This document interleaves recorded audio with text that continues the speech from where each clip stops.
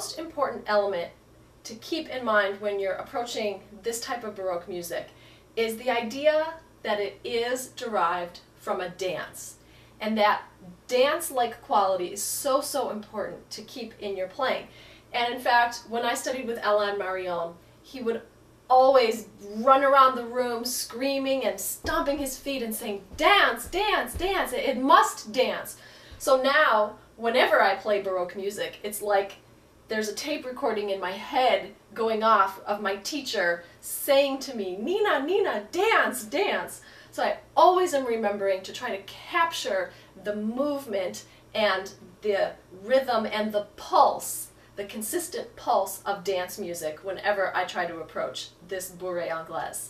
Now, as I've been approaching this piece and thinking about the violin element to it, and also approaching the rhythm and the character from some different perspectives, including even as crazy as jazz, I have been lately listening to my new favorite recording, which I'm crazy about. And I would hold up the CD case for you, but of course I downloaded it from iTunes, so I don't actually have a CD case to hold up. Maybe I'll show you my iPod here. The CD that I'm talking about is by a group called Barachois, and they play folk music from Canada. They are an Acadian music group, and the music has so much life and energy, and that dance-like feel was in there that it suddenly occurred to me that there's an energy in this music that reminds me of the energy in Bach.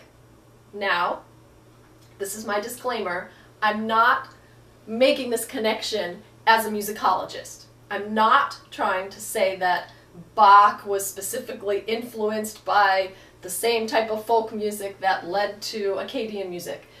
Not at all. What I'm trying to do is to show you as a performer how you can capture the certain energy and the pulse and the vitality that I think underlies the music of Bach. So I want to play little excerpts of this type of music for you, and I'll also put a link to this CD by Barachois called Musique Acadienne on my website so that you can check it out if you're interested. And well, I'm debating whether or not I should show you what it is I do with this music, but it's kind of embarrassing. It's sort of in the category of things you do when you're alone and nobody's watching, like singing in the shower, which of course I do, or you know, I admit I try to dance like Beyonce sometimes. I guess I'll go ahead and put this on the video, and then I'll watch the video back, and if it's too embarrassing, I'll just edit it out. But if I do include it on this video, then you'll never be able to say that Nina Perlove is not afraid to embarrass herself on video in front of the whole world. So what I do is I put on this music, and this is a song on their CD called Les Deux John, and I just put this music on, and I sort of play along with my Bach Bourree Anglaise to try to capture the energy and the spirit of this music. So I'll try a little of that now.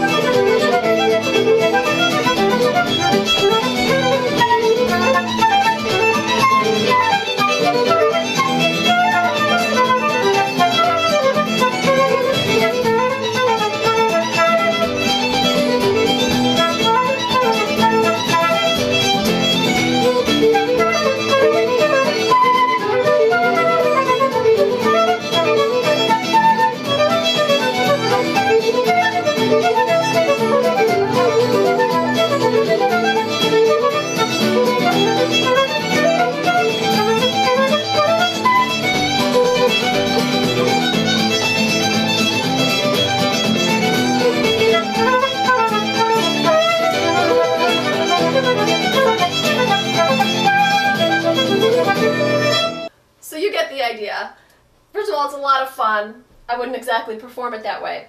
But then when I turn the music off and I come back to the piece, I have that energy and that pulse and that spirit.